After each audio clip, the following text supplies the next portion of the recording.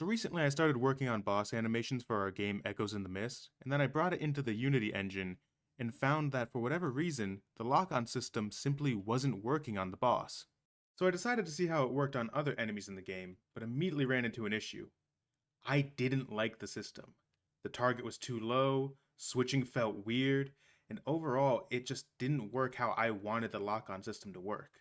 So of course the first thing I do is open up the prefab, look down, see that there's a lock-on target, and attached to it is a lock-on script.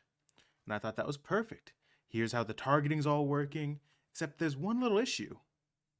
I'm looking at the core, not this lock-on that's here in the model.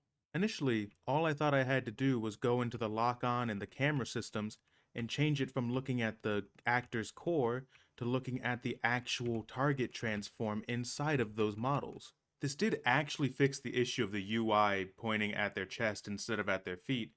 However, the camera still looked weird and it didn't add the functionality of having multiple targets on a single enemy.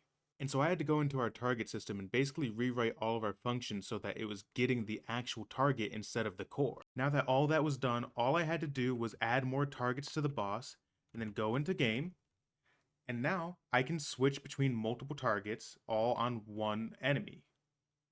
However, the hidden consequence of this was whenever an enemy changed a state, I completely lost their lock-on. This then led me down a rabbit hole that made me realize that we made a critical mistake at the beginning of the development and now we need to refactor the entire game. But hey, at least this actually echoes in these mists now,